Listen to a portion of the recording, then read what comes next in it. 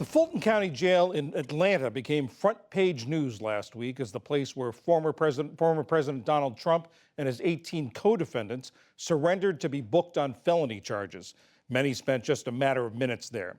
But as William Brangham reports, it's a much different story for the jail's long-term residents.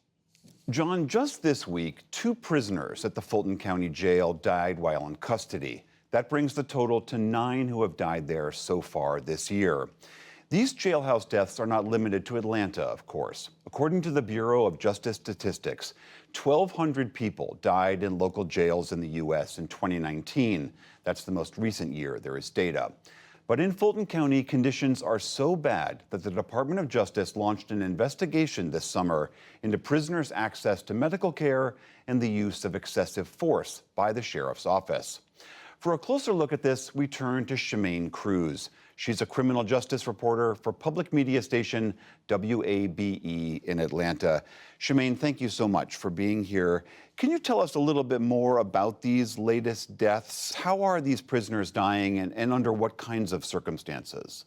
Yeah, so I will say that I haven't been inside the facility myself, but the Fulton County Sheriff, Pat Labat, has long said that the county needs a new jail. He says that the walls are quite literally crumbling to the point that inmates are using some of the material that they're finding around the facility to make shanks and other weapons.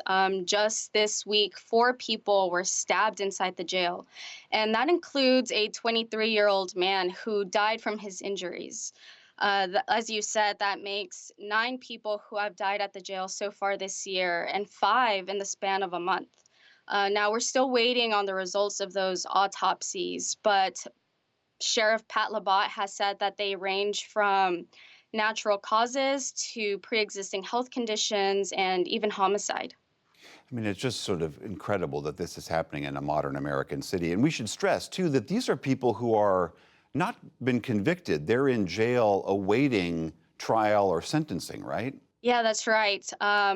Officials with the Department of Justice said that about 87% of the jail population is Black, and the vast majority have not been convicted. Most are awaiting bail hearings or simply cannot post bail.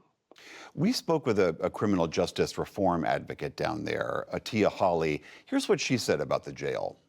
It is a place that has been steeped in overcrowding and neglect and people receiving poor mental health care, violence. And I think if you look at the spectrum of problems that can occur in a jail, you will see each and almost every problem at the Fulton County Jail. So, Shemane, how have complaints been handled in the past about this? I mean, certainly this is not the first time that this has come up as an issue.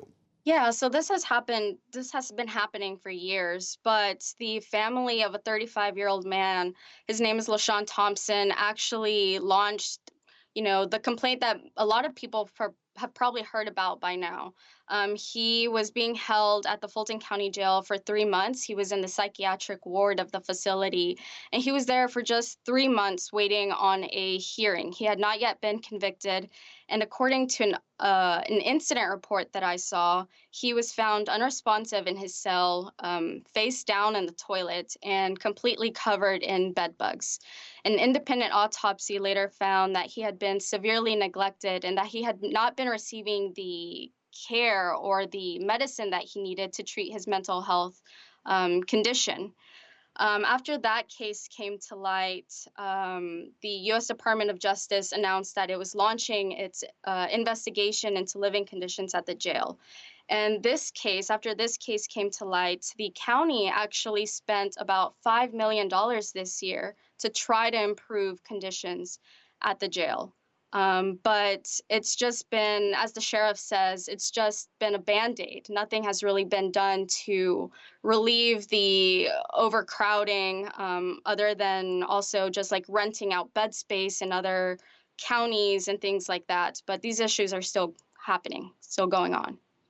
If the DOJ finds that the sheriff's office or Fulton County has been negligent, what are the possible remedies here?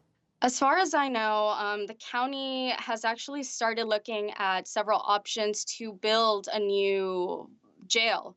They think that it would cost about $1.6 billion. And the reason that they say that they went ahead and moved forward with this is because they think that the Department of Justice, after it completes its investigation, is going to force them to build a new facility anyway.